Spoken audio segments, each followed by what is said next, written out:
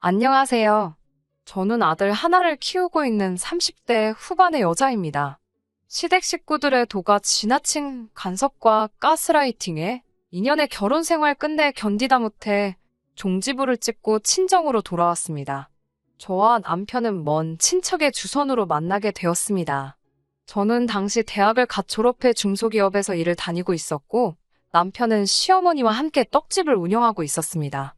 저보다 9살 많은 남편은 외모도 준수하고 성격도 서글서글해서 저로서는 왜 아직까지 혼자인지 이해가 안 될 정도였습니다. 저희 친정부모님은 아직 어린 제가 나이 차이 많이 나는 남편한테 시집 가는 걸 못마땅해 하셨지만 사실 당시에 저희 집이 경제적으로 많이 힘들었던 시기였어요. 아버지가 친한 친구분에게 큰돈을 빌려주었는데 그 친구가 연락이 끊어지면서 그 책임을 오롯이 아버지가 지게 되셨거든요. 그래서 솔직히 저는 저라도 빨리 독립을 하는 게 조금이라도 도움이 되지 않을까 생각했어요. 하지만 아시다시피 중소기업 다니는 여자가 벌 수 있는 돈은 한계가 있어서 독립은 꿈도 꿀 수 없었습니다. 그러다 지금의 남편을 만났고 저에게 자기 재산을 이야기하며 계속 저에게 관심을 표했기에 적어도 좋은 남편이 돼주지 않을까 생각했던 것도 사실입니다. 그런 선택으로 제가 이렇게 오랫동안 마음고생을 할 줄은 그땐 정말 상상도 못했어요. 연애할 때는 그래도 저에게 수뇌부 같은 사랑을 보여주던 사람이었습니다. 저를 보기 위해 새벽부터 저녁까지 일하고도 피곤한 기색 없이 회사 앞으로 찾아오기도 했고, 늘 저에게 결혼하면 최선을 다해서 행복하게 해주겠다고 약속하던 사람이었기에 저도 결국엔 마음을 열게 되었습니다. 하지만 결혼식을 올리기가 무섭게 상황이 달라졌습니다. 당시 시아버지는 이미 오래전에 돌아가셨고 시어머니와 신우가 같이 떡집을 운영하고 있었거든요.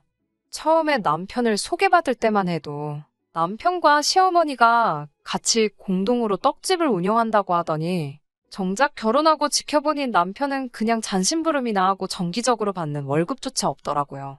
게다가 저더러 여자가 무슨 바깥 생활이냐며 때려치우고 떡집에 나와서 신우라도 도우라고 하시더군요. 제가 너무 속상해서 하루는 남편에게 결혼하면 행복하게 해준다더니 이게 다 뭐냐고 하루는 울며 따졌어요. 남편은 사람 일이 어떻게 마음대로 되냐면서 기다리면 좋은 날이 올 거라고 느긋하게 세상 편한 소리를 하더라고요. 한심하고 어이없어서 눈물이 주르륵 흘렀지만 차마 친정에다가 아쉬운 소리를 할 수는 없었습니다. 저는 마음을 고쳐먹고 그래, 어차피 욕을 먹든 어쩌든 나는 떡집에 나가서 일을 해야 하고 그렇다면 죽기 살기로 그 기술을 배워보자라고 마음을 고쳐먹었습니다. 그렇게 해서라도 시어머니에게 인정을 받으면 된다라는 그 마음 하나였습니다. 이런 저를 생각하시면 답답하실 수도 있겠지만 그 당시 저에게 시댁은 유일한 동아줄이나 다름없었으니깐요. 그렇게 2년 남짓 시어머니와 신우의 구박과 핍박을 받으면서도 죽을 힘을 다해서 배웠습니다. 하지만 제가 열심히 일할수록 시댁 식구들은 저를 무슨 일꾼이나 머슴 정도로 여기는 눈치였습니다. 기술을 가르쳐주기는커녕 매일같이 더럽고 힘든 자빌과 무거운 쌀포대를 나르게 시켰고 숨이라도 돌리려고 하면 벌써부터 요령을 피운다, 꾀를 부린다며 저를 서럽게 했습니다. 심지어 남편이 피곤하다는 말이라도 하면 남편은 집에서 쉬라 하고 저만 불러내서 일을 하게 하신 적도 있어요. 하지만 그것보다 저를 더 서럽게 했던 건 떡집을 찾는 단골 손님들에게조차 제가 며느리라는 사실을 밝히지 않으시더라고요. 사실 친정부모님도 제 결혼을 지원해 주실 형편이 되지 못했고 시댁에서도 어차피 친정 상황이 그런데 뭐하러 결혼식을 크게 하냐며 그냥 양가 어른들 모시고 밥이나 먹고 혼인신고나 하면 되지 그러시더라고요. 당연히 저도 여자니까 결혼식에 대한 환상과 기대가 있었지만 남편도 그 순간만큼은 시어머니 의견이 옳은 것 같다며 시어머니 말대로 하자고 하더라고요. 그래서 많은 분들이 제가 떡집의 아르바이트생이라고 생각하는 눈치였습니다. 가끔 이 처자는 누구냐고 물으면 시어머니는 뭐 그냥 도와주러 나온 이라면 말끝을 흐렸거든요. 그런 시어머니의 태도에 결국 힘이 들었던 저는 더는 이렇게 살 수 없다. 이혼을 해야겠다는 결심을 하게 되었습니다. 남편에게도 도대체 내가 지금 당신한테 시집와서 이게 무슨 꼴이냐며 신세 한탄을 늘어놓았습니다. 평소라면 그냥 요령껏 하라며 대충 넘어가려던 남편이었는데 그날따라 제 이야기를 잘 들어주고 자기가 미안하다고 하더라고요. 그리고 부부싸움은 칼로 물베기라 했던가요. 그렇게 남편이랑 술 한두 잔 기울이다가 그만 덜컥 지금의 아들을 갖게 되었습니다. 이혼을 하려는 타이밍에 아이가 들어서니 기쁘기도 하고 두렵기도 하고 마음이 복잡했습니다. 하지만 이유가 어찌됐건 찾아온 생명을 포기할 수는 없었습니다. 그리고 솔직히 아이를 낳으면 시댁에서도 저를 좀 달리 봐주지 않을까 하는 작은 희망도 생겼고요. 남편도 제 임신 소식에 매우 기뻐했고 그런 남편의 모습에 어떠한 변화가 있을지도 모른다는 기대도 생겼습니다. 하지만 시댁의 반응은 뜨뜻미지근했습니다. 특히 신우는 노골적으로 애가 아직 태어난 것도 아닌데 뭘 그렇게 다들 난리냐는 식으로 나오더라고요. 당시 시어머니는 신우에게 금전적으로나 사업적으로 많은 도움을 받고 있었거든요. 그래서 신우가 저에게 적대적으로 행동할수록 시어머니도 한술 더 떠서 저를 미워하시는 게 느껴졌어요. 그렇기에 저는 오기로라도 어떻게든 이 아이를 건강하게 출산해야겠다 생각했고 떡집을 관두고 태교에만 힘썼습니다. 신우는 자기는 애 등에 업고도 집안일이며 떡집일이며 다 했다며 저한테 유난이라고 눈치를 줬지만 이때만큼은 남편이 자기가 제목까지 할 테니 뭐라고 하지 말라며 신우를 막아주더라고요. 그렇게 저는 건강한 아들을 출산할 수 있었습니다. 시어머니는 손자라면서 저에게 처음으로 장하다, 고생했다 말씀해 주셨습니다. 그동안의 서름을 비롯한 여러 감정이 뒤섞여져 눈물 콧물로 흘러내렸어요. 하지만 신우는 여전히 뭐가 못마땅한지 축하한다는 소리도 안 하더라고요. 그리고 얼마 뒤 저는 남편에게 이제 애도 생겼으니까 시어머니한테 자기랑 나 일한 거는 정확히 계산해서 월급으로 달라고 하면 안 되냐고 물어봤습니다. 그 전에는 저희가 돈이 필요하면 얼마가 필요하다 하고 시어머니한테 타쓰는 식이었거든요. 하지만 이제 아기도 생겼으니 제대로 독립을 해야 하지 않겠냐는 거였어요.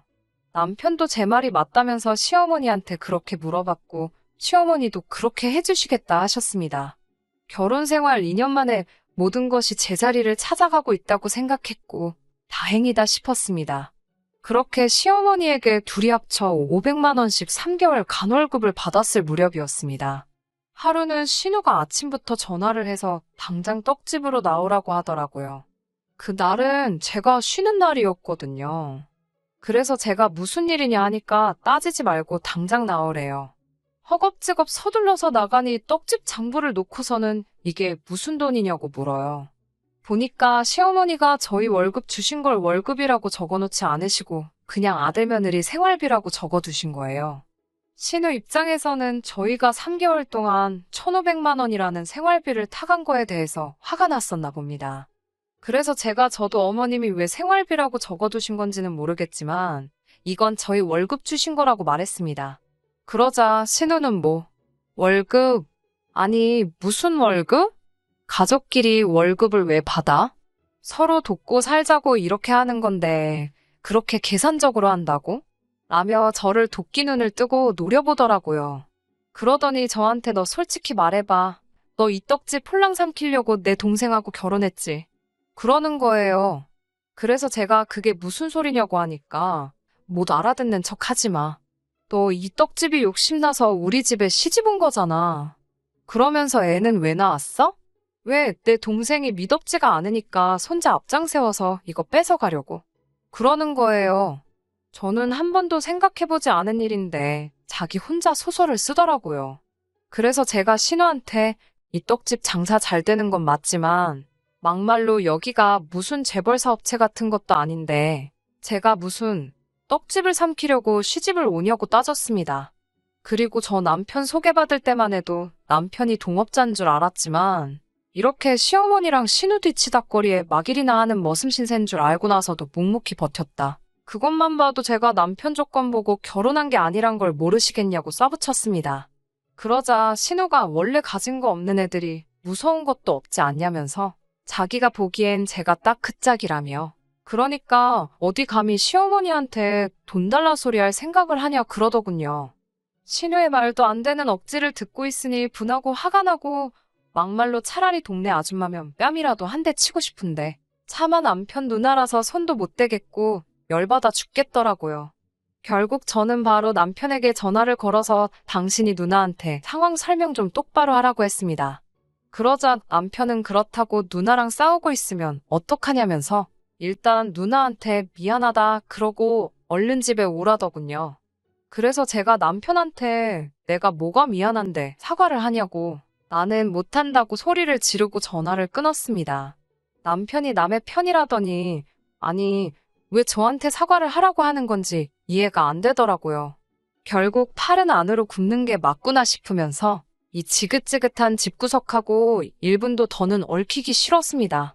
그리고 신우한테 이깟 턱집 한 트럭을 줘도 안 가질 거니까 걱정 말고 대대손손 헤쳐먹으라고 소리를 질렀어요. 저도 그때는 눈에 뵈는 게 없어서 솔직히 말이 막 나오더라고요. 그리고 네 잘난 동생 그렇게 아까우면 옆구리에 끼고 평생 살라고 했어요. 떡집이고 네 동생이고 다 필요 없다고요.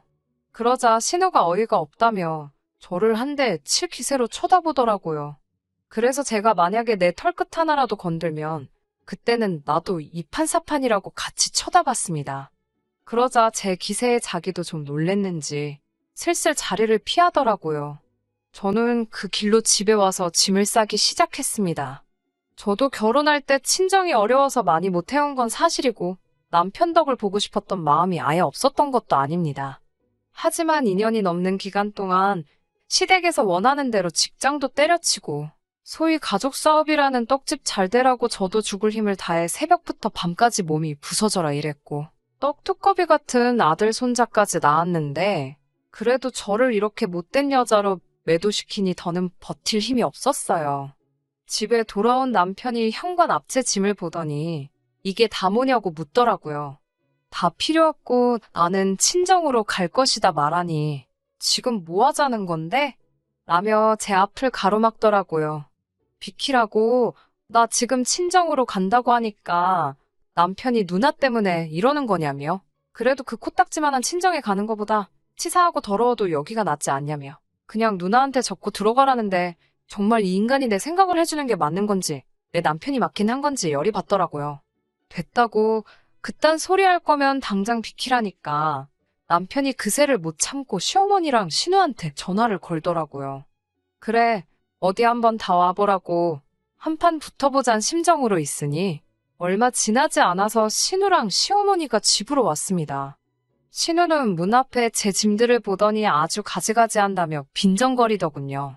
시어머니는 네가 뭐 나가겠다는데 우리가 뭔 수로 너를 잡냐며 갈 땐 가더라도 손자는 두고 가라 하더군요.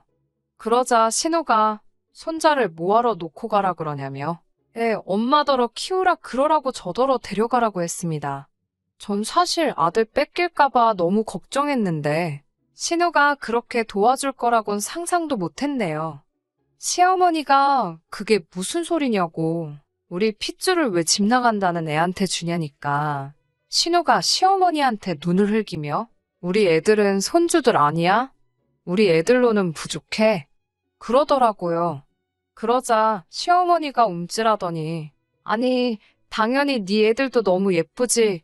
그렇지만 이라며 말을 이어가려는데 신우가 시어머니 말을 딱 자르면서 저한테 네 아들은 필요 없으니까 데리고 당장 나가라고 하더군요. 그러면서 지금 나가면 2번 다시 들어올 생각도 하지 말라고 하더군요. 그리고 남편이란 작자는 신우 뒤에 서서는 저한테 입모양으로 빨리 잘못했다 그러라며 비는신용을 하는데 제가 미쳤나요? 곱게 내보내주셔서 감사합니다 하고 얼른 나왔습니다. 짐 들고 애 품에 안고 거리로 나오니 갑갑하더라고요. 그래도 일단은 친정으로 향했습니다. 그동안 친정 부모님이 걱정하실까봐 늘 잘 산다, 다들 잘해주신다 하던 딸이 갑자기 손자까지 데리고 친정에 왔으니 친정 부모님이 얼마나 놀라시던지요. 저는 그간 제가 겪었던 서름을 결국 2분께 털어놓았고 친정아버지는 못난 아비 때문에 고생했다며 연신 미안하단 말만 하셨습니다. 친정어머니도 바보같이 왜 그렇게 당하고 살았냐며 잘 왔다 하시더군요. 그러면서 이제라도 우리 넷이서 열심히 살아보자. 그럼 또 좋은 날이 오지 않겠냐고 힘내자 하셨습니다. 친정에 돌아와서 아들을 친정어머니께 맡겨놓고 당장 밥벌이 할 만한 직장을 알아봤지만 마땅치가 않았습니다. 그러는 와중에 저희 집에 생각지도 못한 소식이 들려왔습니다. 아버지의 돈을 빌려갔던 친구분이 연락도 없이 저희 집에 찾아오신 거예요. 친정아버지는 친구분을 뵙고는 한동안 말을 잇지 못하셨습니다. 친정어머니는 그 친구분을 보고 원망을 쏟아내셨고요. 도대체 우리한테 왜 그랬냐고 하자 미안하다며 말 못할 사정이 있었다고 용서해달라며 빌더라고요. 그러면서 이자까지 해서 챙겨 넣었다며 원금의 2배에 가까운 금액을 돌려주셨습니다. 친정아버지는 이럴 필요 없다고 이자 같은 거 생각하고 빌려준 것도 아니고 잃어버린 친구를 되찾은 것만으로도 나는 행복하다며 말씀하셨지만 친구분은 아니라고 그동안 너무 미안했고 고마웠다고 그때 너 아니었으면 난 지금 이 자리에 있지 못했을 거라며 그 돈을 꼭 받아달라 하셨습니다.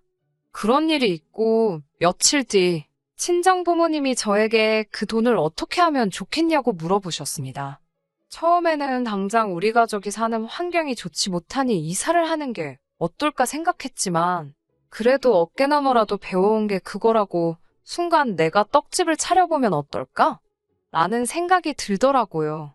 그동안은 그럴 만한 목돈 자체가 없었으니까 아예 생각도 못했던 일이지만 지금 이 돈이라면 충분히 해볼 만하다는 생각이 들었거든요. 제가 떡집을 차리고 싶다 하니까 친정부모님은 그 꼴을 당하고도 떡집이 생각이 나냐면서 징글징글하지도 않냐 물으셨어요. 그래서 제가 그래도 배운 기술이 그거 하나고 언제까지 이렇게 살 수는 없으니까 한번 도전해보고 싶다고 했습니다. 그러자 친정아버지는 그래, 도전도 젊었을 때 해보는 거 아니겠냐며 어차피 다시 돌아올 돈이라고 생각해본 적 없다고 어디 한번 잘해보라고 흔쾌히 그 돈을 저에게 내어주시며 저를 응원해주셨어요. 그렇게 저는 대학가 근처에 작은 떡집을 하나 냈습니다. 학생들이 간편하게 먹을 수 있으면서 커피하고도 잘 어울리는 디저트로 만들었는데 제가 예상했던 것보다 훨씬 좋은 수익을 내더라고요. 학생들 사이에서 입소문이 나니까 금방 인터넷에서도 유명세를 타기 시작해서 혼자서는 감당이 안 되더라고요. 결국 식당에서 설거지하시던 친정어머니와 건물 관리인으로 일하시던 친정아버지까지 모두 같이 하게 되었습니다. 예전 시댁에서 가족 간 금전관계는 확실히 하는 게 좋다는 걸 뼈저리게 배웠기에 부모님께도 전에 버시던 것보다 훨씬 넉넉하게 급여를 챙겨드렸어요. 부모님은 자식한테 월급을 다 받아본다며 즐거워하셨고 전에 없이 저희 가족은 행복하게 지내게 되었습니다. 그리고 저희 떡집이 인기가 많아지면서 전남편과 시어머니 귀에도 들어갔는지 제가 자기네 기술을 훔쳤다면 난리가 났더라고요. 기술에 대한 사용료를 내라던가? 비록 떡 만드는 기술은 배웠을지언정 제가 그 집 떡을 그대로 가져다 판 것도 아니고 정말 온몸을 갈아 넣어서 배운 기술인데 웃기더라고요. 전 남편은 이혼 서류 잉크도 다 말라버린 이제서야 왕처럼 받들어 모시던 신우며 시모 다 포기하고 저에게 올 테니 자기만이라도 다시 받아달라며 우리 아들도 보고 싶고 어쩌고 하는데 제가 됐다고 했습니다. 나중에 아들이 커서 자기 친아빠가 누구냐 보고 싶다 하면 그때 생각해보자고 했습니다. 시모와 신우 등살에 달달 볶이며 월급도 없이 머슴 생활 하는 게 저한테는 썩 좋은 생활이지 않냐 노래를 부르던 이 사람도 제가 제 스스로의 힘으로 돈을 이렇게나 잘 벌고 있으니 애아빠라는 이유 하나만으로 이제 시댁 등지고 다시 제게 빈대붙으려는 신부 아닌가요?